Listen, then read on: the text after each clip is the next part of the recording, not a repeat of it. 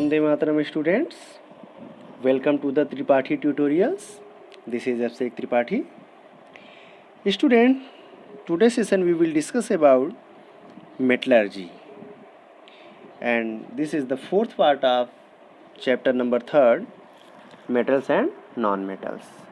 आज के सेशन में हम लोग बेसिकली डिस्कस करेंगे मेटलर्जी के बारे में, जो कि आपके थर्ड चैप्टर का फोर्थ पार्ट है, जिसमें आज हम लोग metals, occurrence of metals, extraction of metals and different kinds of procedures के बारे में आज हम डिस्कस करेंगे। स्टूडेंट्स, प्रीवियस पार्ट में हम डिस्कस कर चुके हैं metals, non metals and physical and chemical properties of metals and non metals. तो जिन लोगों ने मेटल्स और नॉन मेटल्स की फिजिकल केमिकल प्रॉपर्टीज़ को नहीं देखा है, वो हमारे प्रीवियस वीडियो को जा कर के देख सकते हैं। ओके, अगर आपको सेशन अच्छा लगेगा तो आगे भी इसे शेयर कीजिए, सब्सक्राइब कीजिए चैनल को, जिससे कि आगे भी आपको इसी तरीके से नोटिफिकेशंस मिलती रहें। Okay students, let's start today session, occurrence and extraction of metals. Generally हम लोग बात करते हैं कि जब अकरेंस या फिर एक्सट्रैक्शन ऑफ मेटल्स की, तो हमें क्या बेसिकली हम ये क्यों पढ़ रहे हैं, इसके बारे में हमें नॉलेज होनी चाहिए। तो आप जानते हैं कि जो मेटल्स होते हैं, मेटल्स एंड नॉन मेटल्स, ये सारे नेचुरल सब्सटेंस होते हैं। 92 natural elements are present on earth. ठीक है, 92 एलिमेंट्स अभी तक जो हैं वो नेचुरल एलिमेंट डिस्कवर किए जा सके हैं, जिसमें से मैक्सिमम जो है वो 72 आपके मेटल्स हैं, कुछ नॉन मेटल्स और कुछ आपके मेटलॉइड्स हैं। तो स्टूडेंट्स, आज हम लोग जानेंगे कि ये अकरेंस यानी ये मेटल्स कहाँ पाए जाते हैं एंड एक्सट्रैक्शन ऑफ मेटल, कैसे इनको मेटल्स को निकाला जाता है। तो प्रीवियस पार्ट में हम लोगों ने डिस्कस किया कि मेटल्स जो होते हैं, मेटल्स की रिएक्टिविटी अलग अलग होती है। कुछ मेटल्स बहुत ही ज़्यादा रिएक्टिव होते हैं, कुछ लेस रिएक्टिव होते हैं, तो उनसे कुछ इफ़ेक्ट्स आते हैं, उसी के बारे में हम यहाँ पे डिस्कस करेंगे। अकरेंस की बात करें तो जो मैक्सिमम पाया जाता है मेटल अर्थ पर, वो होता है आपका एल्यूमिनियम। ठीक है, अगर आपसे पूछा जाएगा which is the most abundant metal on earth crust, तो आप बताएंगे एल्यूमिनियम। एल्यूमिनियम सबसे अधिक पाया जाता है मेटल्स में, अर्थ क्रस्ट में। जनरली जो मेजर सोर्स जो है वो अर्थ क्रस्ट ही है, जहाँ से कि हम मेटल्स एक्सट्रैक्ट कर पाते हैं। तो मैं सोर्सेज ऑफ मेटल की बात करते हैं। Metals occur in earth crust and in sea water in the form of ores. तो मेटल्स जनरली अर्थ क्रस्ट में होते हैं या फिर सी वाटर में पाए जाते हैं। किसके फॉर्म में? ओर के फॉर्म में। Earth crust is the major source of metal. Sea water contains many salt such as sodium chloride, magnesium chloride etcetera. तो मेनली तो अर्थ क्रस्ट ही जो है वो मेजर सोर्स है। मैक्सिमम अमाउंट ऑफ जो मेटल होता है वो कहाँ से पाया जाता है? अर्थ क्रस्ट से। Some metals are reactive, some metals are less reactive and some metals are moderate reactive, so they are found in different type of ores. अब यहाँ पे ओर क्या होते हैं और मिनरल क्या होते हैं, ये तो हमें पता है कि मेटल्स जो होते हैं वो कुछ ही ऐसे मेटल्स होते हैं जो कि फ्री स्टेट में पाए जाते हैं, क्योंकि जिनकी रिएक्टिव बहुत ही लेस होती है, बहुत ही कम रिएक्टिव होते हैं, वही मेटल्स जो होते हैं वही फ्री स्टेट में पाए जाते हैं। अदरवाइज जितने भी रिएक्टिव और मॉडरेट रिएक्टिव एलिमेंट्स हैं, सभी जो हैं वो किसी न किसी कंपाउंड के फॉर्म में पाए जाते हैं। उन्हीं को हम लोग ओर और मिनरल में डिस्कस करेंगे। Let's see about mineral. Minerals are naturally occurring substance which have a uniform composition. Generally अगर हम सिंपल लैंग्वेज में कहें तो minerals the substance which are present in earth crust are called minerals. जो भी अर्थ crust में जो भी सब्सटेंस प्रेजेंट है वो सभी होते हैं minerals. But all the minerals are not ore. Listen carefully, all the minerals are not ore but all the ores are minerals. जितने भी मिनरल्स होते हैं, यानी अर्थ क्रस्ट में जो कुछ भी पाया जाता है वो सब कुछ मिनरल कहलाता है।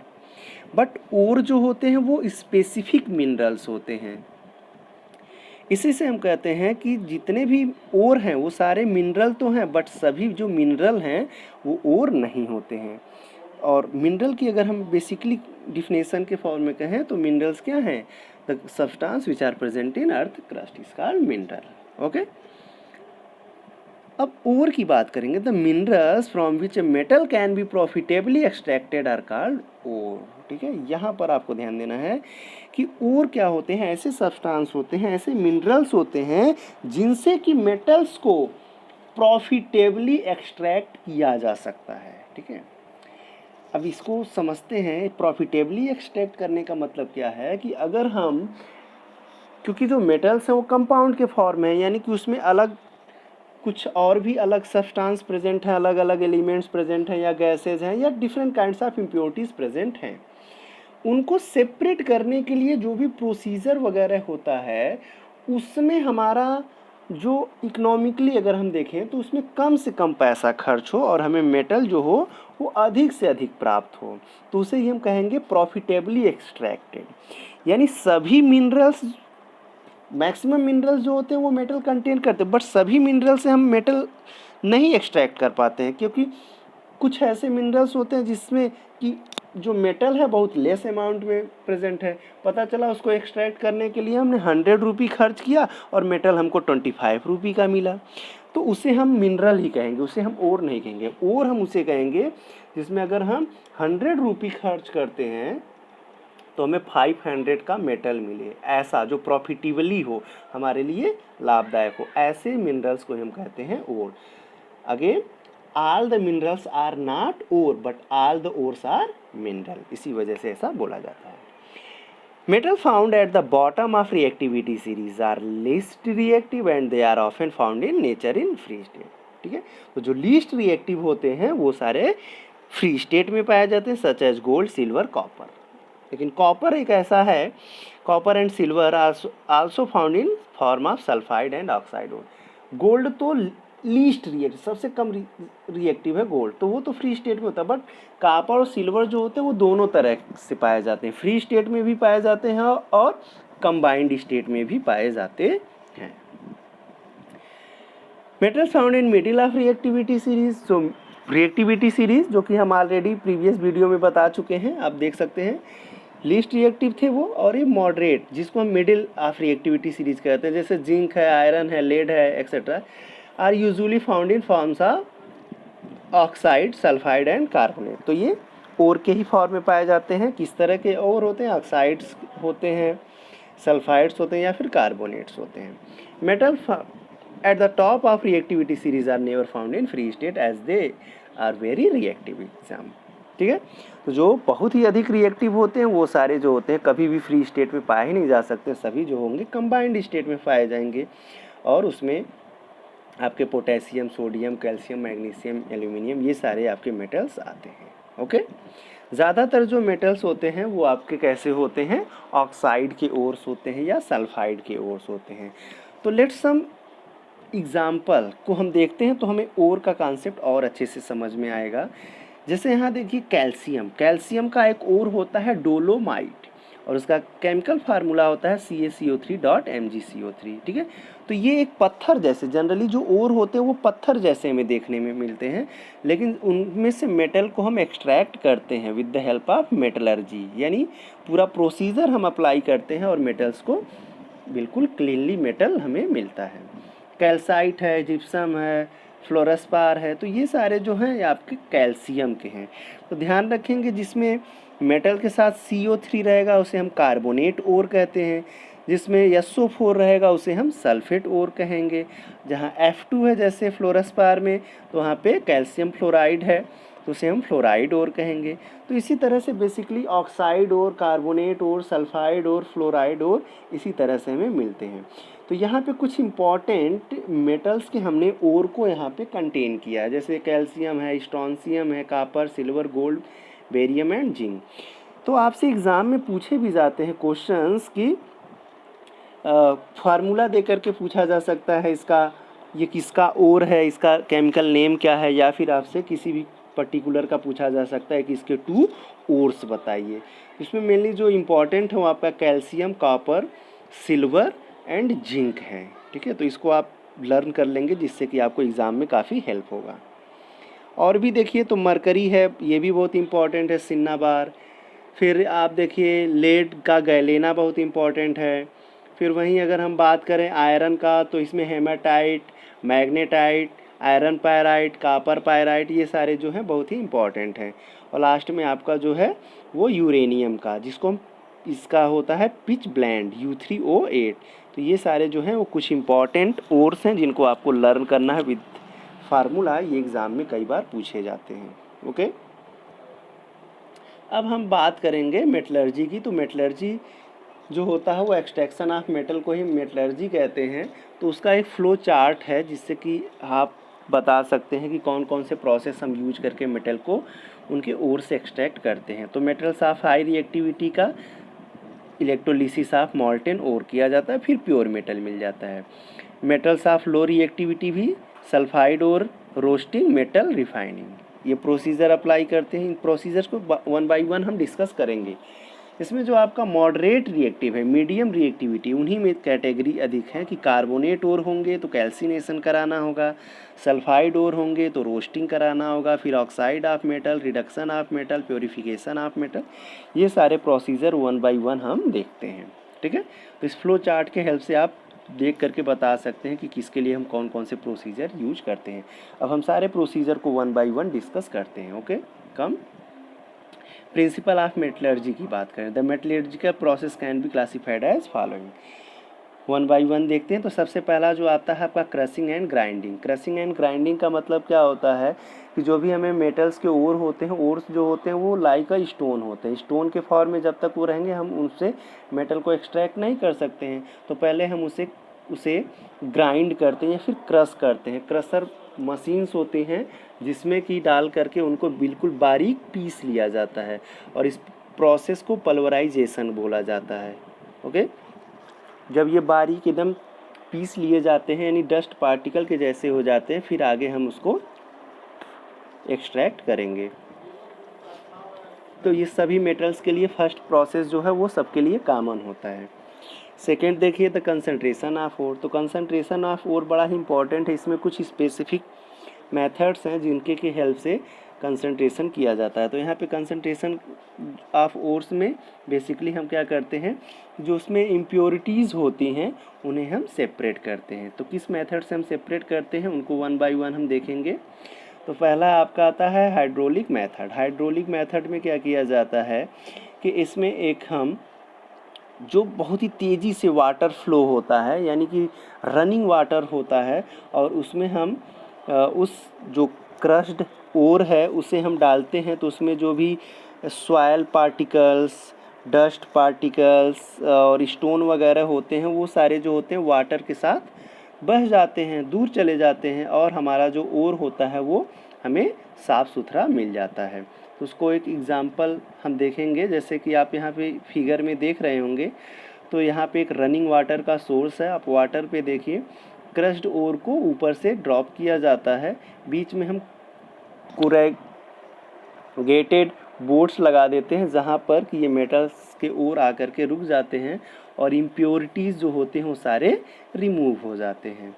और यहाँ पे लास्ट में आप देखेंगे गैंग विथ वाटर। तो गैंग का मतलब यहाँ पे इम्प्योरिटीज़ होती हैं, unwanted impurities which are present in ore are called gangue. Got it.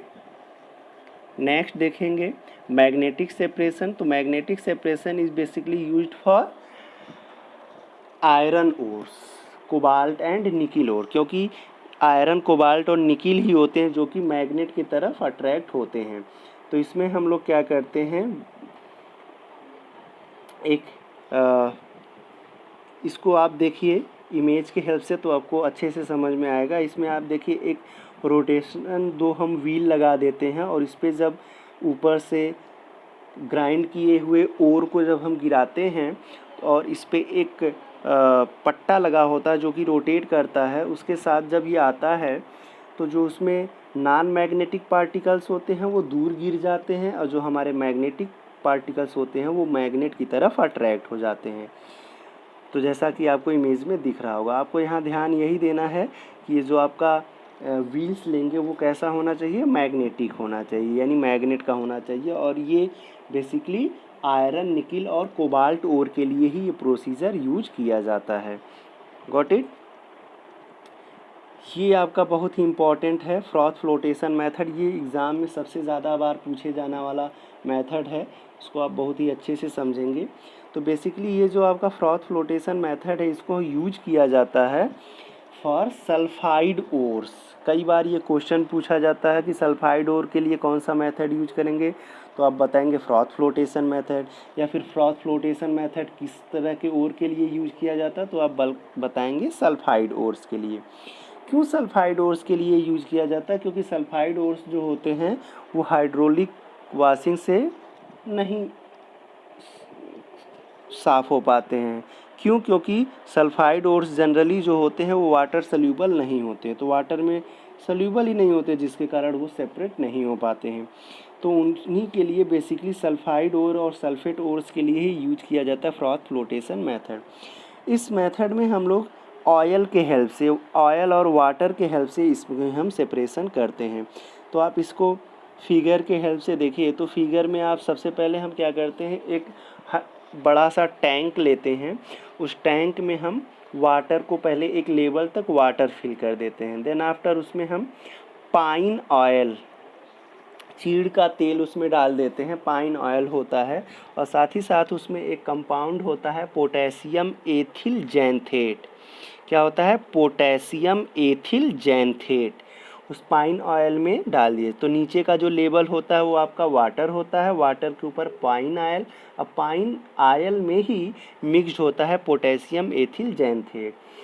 Then after हम जो हमारा ओर होता है, क्रस्ट किया हुआ ओर होता है, उसको हम उसके ऊपर डाल देते हैं। और आप जैसा कि यहाँ पे एक देख रहे हैं कि पाइप है, उस पाइप से compressed air, hot air flow कराया जाता है, जिससे कि जो आपका ओर होता है, ओर जो होता है सल्फाइड ओर, वो पाइन ऑयल में डिज़ोल्व हो जाता है और फ्रॉथ का फॉर्मेशन करता है। और उसमें जो डस्ट पार्टिकल्स, स्टोन, सॉइल होता है वो सब वाटर सल्यूबल होता है, तो वो बॉटम पर चला जाता है गैंग के फॉर्म में।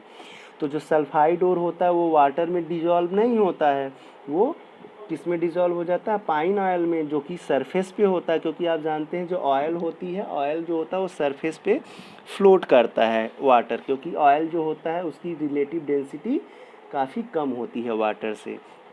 तो जो हमारा यहाँ पे सल्फाइड ओर होता है वो ऑयल के साथ मिक्स्ड होकर के फ्रॉथ का फॉर्मेशन कर लेता है, जिसे हम बाद में सेपरेट कर लेते हैं, और हमें सल्फाइड ओर से जो गैंग होता है वो वाटर में सल्यूबल होकर के रिमूव हो जाता है। तो इसमें आप ध्यान रखेंगे ये मेथड यूज किया जाता है ओनली फॉर सल्फाइड और सल्फेट ओर्स, जिसमें कि सल्फ़र प्रेजेंट होता है, उसी ओर के लिए इसको यूज किया जाता है। ये बहुत ही इंपॉर्टेंट मेथड है। तो इसमें यूज किया है हमने वाटर, वाटर के ऊपर पाइन ऑयल, पाइन ऑयल के ऊपर पोटेशियम एथिल जैंथेट। देन आफ्टर हम उसमें ओर को मिक्स्ड करते हैं। ओर को मिक्स्ड करने के लिए कंप्रेस्ड एयर पास कराया जाता है, जिससे कि डस्ट पार्टिकल्स वाटर में सल्यूबल हो जाते हैं और आपका सल्फाइड ओर मिक्स्ड हो जाता है पाइन ऑयल के साथ और फॉर्मेशन करता है किसका? फ्रॉथ का, और उसे सेपरेट कर लिया जाता है। तो ये कंसंट्रेशन ऑफ ओर में ही ये तीनों मेथड थे, magnetic separation, hydraulic washing and froth flotation method. Okay, अब हम बात करते हैं conversion of concentrated ore into crude. तो सबसे पहले क्रश किया गया, देन कंसंट्रेटेड। अब हम बात कर रहे हैं कन्वर्जन। जो कंसंट्रेटेड ओर से जो हमें मेटल है, कंसंट्रेटेड ओर जो है हमारे पास, उसमें से हम क्रूड मेटल यानी कि कच्चा मेटल कैसे निकालेंगे। तो उसके लिए हम लोग देखते हैं कुछ प्रोसेस।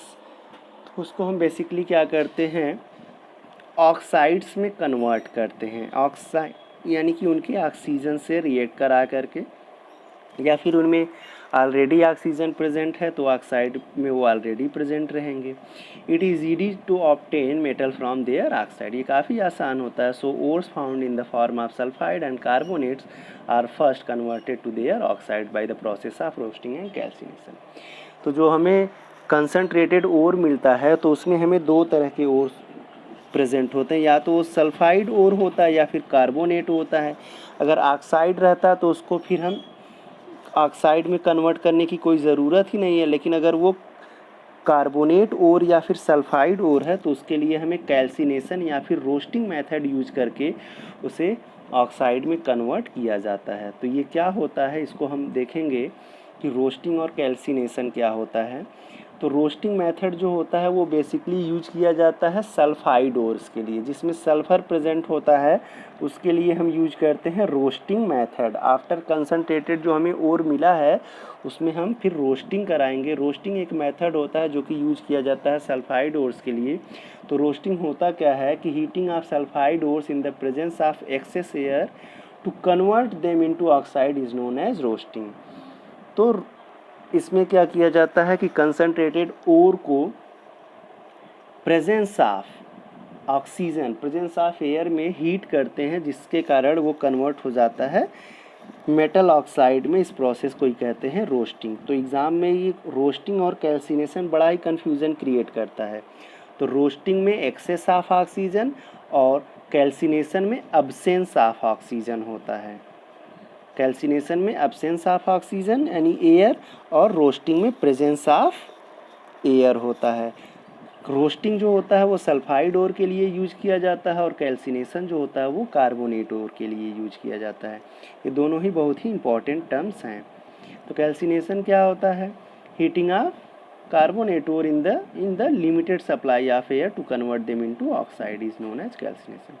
तो दोनों में ही हमें प्रोडक्ट जो मिल रहा है वो जिंक ऑक्साइड मिल जा रहा है। जो गैस है वो रिमूव हो जाएगा, तो जिंक ऑक्साइड जब मिल जाएगा तो वहाँ पे हमें मेटल ऑक्साइड मिल गया। और मेटल ऑक्साइड से ऑक्सीजन को रिमूव करना है, तो ऑक्सीजन को रिमूव करने के लिए आप जानते हैं उस मेथड को हम क्या कहते हैं? Removal of oxygen is known as reduction. यानी अगला स्टेप हम रिडक्शन करा देंगे तो हमें क्रूड मेटल मिल जाएगा। तो सबसे पहले क्रश किए, क्रश के बाद कंसनट्रेटेड, और कंसनट्रेटेड के बाद रोस्टिंग या फिर कैल्सिनेशन, देन आफ्टर रिडक्शन कराया जाता है। रिडक्शन देखिए तो heating of oxide of metals to turn them into metal is known as reduction. तो आप जानते हैं कि मेटल ऑक्साइड को मेटल में कन्वर्ट करने के लिए, ऑक्सीजन को रिमूव कराने के लिए हमें रिडक्शन यूज करना होगा। तो अब रिडक्शन जो होता है वो 3 अलग अलग फॉर्मेट में हम देखेंगे, क्योंकि लीस्ट रिएक्टिव मेटल्स के लिए रिडक्शन कुछ और तरीके से किया जाता है, मॉडरेट के लिए कुछ और आपका जो मोस्ट रिएक्टिव मेटल्स होते हैं उनके लिए कुछ डिफरेंट होता है। तो 1 बाय 1 हम देखेंगे। First see extraction of metals of least reactivity.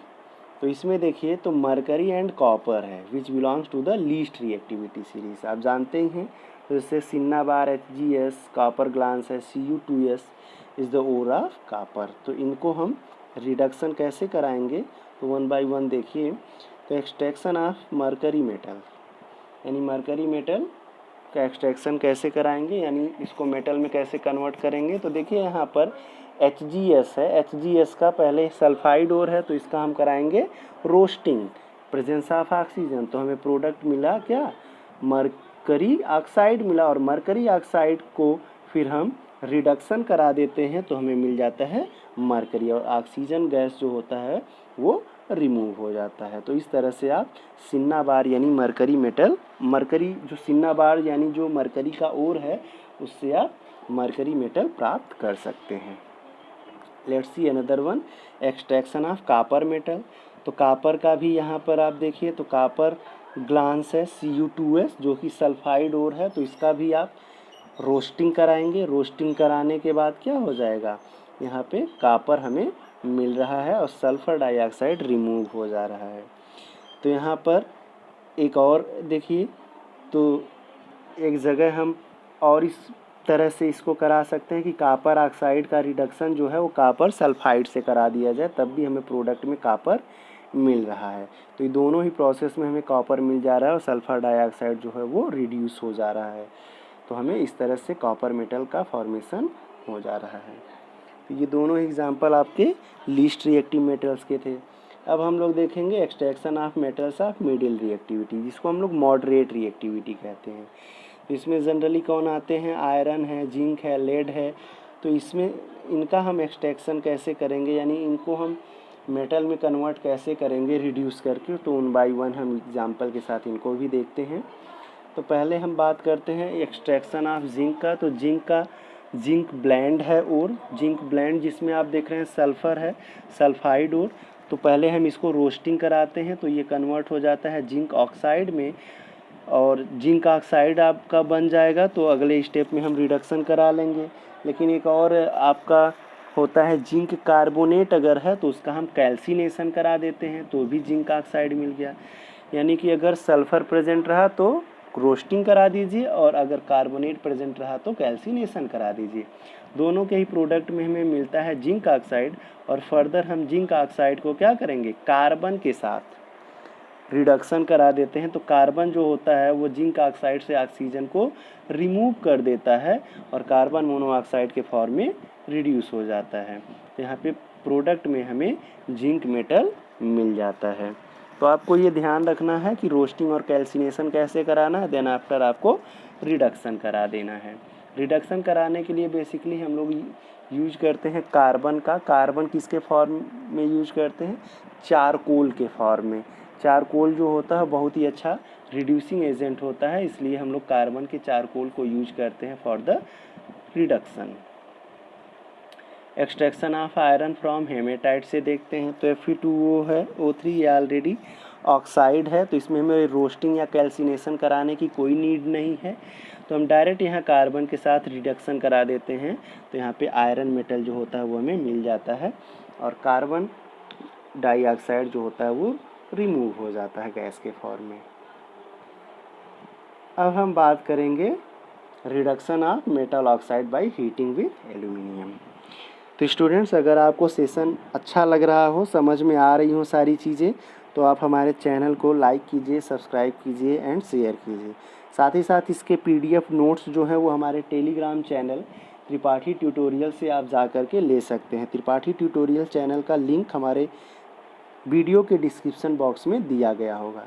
Okay students, let's see another one, aluminium. Aluminium जो है वो रिएक्टिव मेटल्स की कैटेगरी में आता है। तो एल्यूमिनियम के लिए क्या प्रोसीजर यूज किया जाता है उसको हम लोग देखेंगे। अब मेटल ऑक्साइड आप अगर यहाँ पे MnO2 है, ठीक है, और साथ ही साथ ये भी आपको ध्यान देना है कि एल्यूमिनियम जो है वो गुड रिड्यूसिंग एजेंट भी है, ठीक है। जितने भी हाईली रिएक्टिव मेटल्स हैं, all the highly reactive metals are good reducing agents. यानी लिथियम जो होता है वो किसी को भी रिड्यूस कर सकता है, वो हम पहले पढ़ चुके हैं, क्योंकि वो आप जानते हैं मोस्ट रिएक्टिव मेटल होता है, अपने से लेस रिएक्टिव मेटल्स को वो रिड्यूस कर सकता है, किसी भी लेस। तो लिथियम सबसे अधिक रिड्यूसिंग एजेंट होता है। तो उसी तरीके से यहाँ एल्यूमिनियम भी रिड्यूस कर रहा है किसको, MnO2 से Mn को। तो यहाँ पे Mn यानी मैग्नीज मेटल हमें मिल जाता है किसके रिडक्शन से, एल्यूमिनियम। तो यहाँ पे एल्यूमिनियम जो है वो एक रिड्यूसिंग एजेंट का काम कर रहा है। नेक्स्ट देखिए तो कॉपर ऑक्साइड है। तो कॉपर ऑक्साइड को भी एल्यूमिनियम रिड्यूस कर रहा है, कॉपर में कन्वर्ट हो जा रहा है, साथ में एल्यूमिनियम ट्राईऑक्साइड जो है वो सेपरेट हो जा रहा है। तो साथ ही साथ हम लोगों ने प्रीवियस देखा कि कार्बन भी रिड्यूसिंग एजेंट है, उसी तरह से आपका एल्यूमिनियम भी रिड्यूसिंग एजेंट है। All the metals are reducing agent but reactive metals are the most effective reducing agent, ठीक है। अब हम बात करेंगे थर्माइट रिएक्शन। ये बड़ा ही इम्पोर्टेंट है स्टूडेंट्स। आप लोग एक चीज़ का ध्यान रखेंगे, जब कभी भी कोई भी ऐसा टर्म आता है जो कि थोड़ा सा डिफरेंट दिखता है या फिर किसी साइंटिफिक टर्म से जुड़ा है या फिर किसी साइंटिस्ट के नेम पर है, तुरंत आप समझ जाइए कि उसको एग्ज़ाम में आने के चांसेस 99% हैं। तो थर्माइट भी कई बार पूछा गया है, तो इसको आप ध्यान से समझेंगे कि थर्माइट रिएक्शन क्या है। ये इसी रिडक्शन में ही है कि ferric oxide when heated with aluminium is reduced to iron metal. In this reaction, a lot of heat is produced. The thermite reaction is used in the welding of electric conductors, iron joints, etc., such as joints in railway tracks. This is known as thermite welding. ठीक है, तो देखिए ferric oxide को aluminium जब reduce करता है, ठीक है, तो आयरन मेटल मिलता है और इस प्रोसेस में लार्ज अमाउंट में हीट प्रोड्यूस होता है और इस प्रोसेस को ही हम लोग कहते हैं, इस रिएक्शन को ही थर्माइट रिएक्शन। तो इसका यूज किया जाता है एक्सट्रैक्शन ऑफ आयरन में भी और साथ ही साथ वेल्डिंग ऑफ इलेक्ट्रिक कंडक्टर्स में भी। और सबसे ज़्यादा इसका यूज किया जाता है रेलवे ट्रैक्स जो होते हैं उनको ज्वाइंट करने के लिए। आप देखते हैं कि रेलवे ट्रैक कहाँ कहाँ से कितने लंबे लंबे ट्रैक बनाए गए हैं। तो क्या उतना बड़ा अकेले उतना बड़ा आयरन रॉड मिल गया था, आयरन शीट मिली थी? नहीं, अलग अलग जगह पे ज्वाइंट किया गया था। तो किस मेथड से? इसी थर्माइट प्रोसेस से ही, ठीक है। तो इसे थर्माइट रिएक्शन या फिर जो रेलवे ज्वाइंट्स किया जाता है इस प्रोसेस से, उसे थर्माइट वेल्डिंग भी बोला जाता है, जो कि आपके रिएक्शन के फॉर्म में दिया गया है। इसमें क्या करता है, एल्यूमिनियम जो होता है वो आयरन ऑक्साइड को रिड्यूस करता है आयरन में। अब बात करेंगे extraction of metals of high reactivity. High reactive metal जो होते हैं वो बहुत ही ईजिली एक्सट्रैक्ट हो जाते हैं, बहुत ज़्यादा प्रोसीजर उसमें यूज़ नहीं करना होता है, जैसा कि आप फ्लो चार्ट में देख चुके हैं कि metals of high reactivity such as sodium, calcium, magnesium, aluminium etcetera are extracted from their ores by electrolytic reduction. तो इनका सीधे सीधे इलेक्ट्रोलिटिक रिडक्शन करा दिया जाता है, वहीं से ये सेपरेट हो जाते हैं। These metals can't be reduced using carbon because carbon is less reactive than them। तो यहाँ पे आप कार्बन से रिड्यूस नहीं करा सकते, क्योंकि कार्बन जो होता है वो एक नॉन मेटल है और वो वीक रिड्यूसिंग एजेंट है, और ये सारे जो हैं स्ट्रॉन्ग रिड्यूसिंग एजेंट हैं, तो इन्हें कार्बन जो है रिड्यूस नहीं कर सकता है। तो हम इसके लिए यूज करेंगे इलेक्ट्रोलिटिक रिडक्शन। इलेक्ट्रोलिटिक रिडक्शन कैसे होता है वो देखिए। Electro current is pass through the molten state of metal ore, यानी जो हमारा मेटल ओर है उसको पहले मॉल्टन स्टेट यानी मेल्ट करा देते हैं और उसमें हम इलेक्ट्रिक करंट पास आउट कराते हैं। Metal being positively charge in deposited over the cathode. तो आप जानते हैं अगर हमें इलेक्ट्रिसिटी फ्लो कराना है तो एटलीस्ट 2 इलेक्ट्रोड यूज करेंगे, कैथोड एंड एनोड, ठीक है। तो वहाँ पे कैथोड जो होता है वो निगेटिव टर्मिनल होता है और एनोड जो होता है पॉजिटिव टर्मिनल होता है। तो आप जानते हैं कि metals are positive, so they can attract towards the negative terminal on cathode. तो मेटल्स पॉजिटिव होते हैं तो वो निगेटिव टर्मिनल यानी जो कैथोड है उसकी तरफ अट्रैक्ट हो जाते हैं और वहीं पे जा कर के डिपॉजिट हो जाते हैं। जैसे एग्जाम्पल में देखिए, when an electric current is pass through molten state or solution of sodium chloride, sodium metal get deposited over the cathode. Sodium chloride में जब हम सोडियम क्लोराइड को मॉल्टन स्टेट में करके जब हम उसमें इलेक्ट्रिक करंट फ्लो कराते हैं तो जो कैथोड होता है उसकी तरफ सोडियम जा करके डिपॉजिट हो जाता है, यानी उस पर चिपक जाता है। तो सोडियम Na+ है, सोडियम आयन के फॉर्म जब NaCl ब्रेक डाउन करता है तो Na+ और Cl- में, तो Na+ जो होगा वो इलेक्ट्रॉन गेन करके जा करके डिपॉजिट हो जाता है कैथोड पे, Na बन जाता है मेटल, और क्लोरीन जो होता है वो जा करके एनोड पे डिपॉजिट हो जाता है Cl2 गैस के फॉर्म में, जैसा कि आप देख रहे हैं। Metals obtain from the process of electrolytic reduction are pure in form, और ये सबसे प्योरेस्ट फॉर्म होता है क्योंकि इस मेथड से जो भी मेटल एक्सट्रैक्ट होते हैं वो 99.6% तक प्योर होते हैं। बाकी जो प्रोसीजर अभी हमने प्रीवियसली यूज किया वो सारे जो होते हैं इतने इफ़ेक्टिव नहीं होते हैं। अब इसको आप देख लीजिए फिगर के हेल्प से। तो रिफाइनिंग और प्योरीफिकेशन ऑफ मेटल, जो कि लास्ट होता है मॉडरेट रिएक्टिव मेटल्स को, क्योंकि रोस्टिंग और कैल्सिनेशन रिडक्शन के बाद भी वो पूरे प्योर मेटल्स नहीं होते हैं, तो उन्हें हम फाइनली रिफाइन या फिर प्योरीफाई करते हैं। तो जनरली इसमें ये इलेक्ट्रोलिटिक मेथड ही होता है कि metal extracted from various method contain some impurities, कुछ इम्प्योरिटीज़ रहती हैं, thus they are required to be refined. Most of the metals are refined through using electrolytic refining, ठीक है। तो ये आपका मेथड है, जैसा कि आप कंटेनर में देख रहे हैं 2 इलेक्ट्रोड लगाए जाते हैं, कैथोड जो होता है negative terminal, anode positive terminal. जो मेटल होते हैं वो कैथोड की तरफ जा कर के डिपॉजिट हो जाते हैं, नॉन मेटल्स जो होते हैं वो एनोड की तरफ आ जाते हैं, और जो भी इम्प्योरिटीज़ वगैरह होती हैं वो टैंक के बॉटम पर डिपॉजिट हो जाते हैं, जिसे एनोड मड कहा जाता है, वो एनोड के नीचे होते हैं, ठीक है। और इस प्रोसेस को कराते समय एक चीज़ का हमें ध्यान देना होता है कि जिस मेटल का आप एक्सट्रैक्शन करा रहे हैं उस मेटल का साल्ट सॉल्यूशन भी प्रेजेंट होना चाहिए, तभी तो इलेक्ट्रिक करंट यहाँ पे फ्लो कर पाता है एनोड और कैथोड में। तो पहले उस मेटल का सॉल्ट सॉल्यूशन लेते हैं, देन आफ्टर ही हम उस मेटल का एक्सट्रैक्शन या फिर रिफाइनिंग यहाँ पर करा पाते हैं। Got it. एक लास्ट पॉइंट और देखेंगे कि इलेक्ट्रोलिटिक रिफाइनिंग होता कैसे है।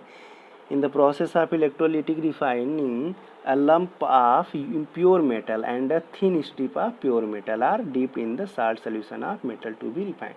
जो कि अभी हमने बताया कि सबसे पहले टैंक लिए, टैंक में आपको क्या करना है, उसी अगर आप सोडियम का रिफाइनिंग करना है तो सोडियम मेटल का ही कोई सॉल्ट सोल्यूशन लेंगे, सपोज दैट NaCl ले लिए। अब उसमें क्या किया जाता है, जो कैथोड होता है उसको एक थिन स्ट्रिप बनाया जाता है, यानी पतला सा प्योर मेटल का पतला सा, क्योंकि मेटल होगा तभी इलेक्ट्रिसिटी कंडक्ट करेगी, तो वहाँ नॉन मेटल हम यूज़ नहीं कर सकते। तो जो कैथोड होता है वो एक थिन स्ट्रिप होता है, जो एनोड होता है वो इम्प्योर मेटल का बना होता है। जब इलेक्ट्रिक करंट फ्लो कराया जाता है तो जो एनोड होता है वो धीरे धीरे सॉल्ट सोल्यूशन में डिज़ोल्व होता है, और एनोड से जो मेटल होता है वो प्योर फॉर्म में जा कर के डिपॉजिट हो जाता है ऑन द कैथोड, जो कि थिन स्ट्रिप होती है। और जो भी इम्प्योरिटीज़ होती हैं वो bottom of the anode collect हो जाती हैं, उन्हें हम कहते हैं एनोड बर्ड। तो इस तरह से इलेक्ट्रोलिटिक रिफाइनिंग किया जाता है, जो कि मोस्ट ऑफ द मेटल्स के लिए काफ़ी यूजफुल होता है, क्योंकि इसके बाद जो मेटल मिलता है वो 99.6% तक प्योर होता है। तो ये आज का सेशन यहीं पे हम एंड करते हैं। ये सारी जो प्रोसीजर्स थे ये सभी मेटलर्जी से रिलेटेड थे, कैसे आप मेटल्स को उनके ओर से एक्सट्रैक्ट करते हैं। आई होप आपको सारे टर्म्स समझ में आए होंगे। अगर कोई डाउट्स होते हैं, कोई आपकी क्वेरीज़ होती हैं, कोई आपके सजेशंस होते हैं, तो आप हमें अपने सजेशन कमेंट बॉक्स में ज़रूर बताएं, हम उनको आगे से मॉडिफाई करके उसको हम ज़रूर इम्प्रूव करेंगे। सो स्टूडेंट्स, अगर आपको सेशन अच्छा लगा हो तो आप हमारे चैनल को लाइक कीजिए, सब्सक्राइब कीजिए और शेयर कीजिए, और साथ ही साथ बेल आइकन भी ज़रूर दबाएं, जिससे कि आगे के सभी वीडियोस के नोटिफिकेशन आपको जल्दी से जल्दी सबसे पहले मिले। और सभी चैप्टर्स आप कवर कर सकते हैं। जो हमारे प्रीवियस वीडियो को नहीं देखे हैं वो प्रीवियस चैप्टर के वीडियोस ऑलरेडी हमारे चैनल के प्लेलिस्ट में प्रेजेंट हैं, उसका लिंक भी हम डिस्क्रिप्शन बॉक्स में दे देंगे, आप जाकर के प्रीवियसली सारी चीज़ें देख सकते हैं। साथ ही साथ अगर आपको NCERT सॉल्यूशन और नोट्स की नीड है तो आप हमारे टेलीग्राम चैनल त्रिपाठी ट्यूटोरियल से जाकर के उसे डाउनलोड कर सकते हैं। हमारे चैनल का लिंक भी डिस्क्रिप्शन बॉक्स में दिया गया है। और कोई भी क्वेरीज होती है तो हमें कमेंट बॉक्स में ज़रूर बताएं। Okay, thank you students, have a nice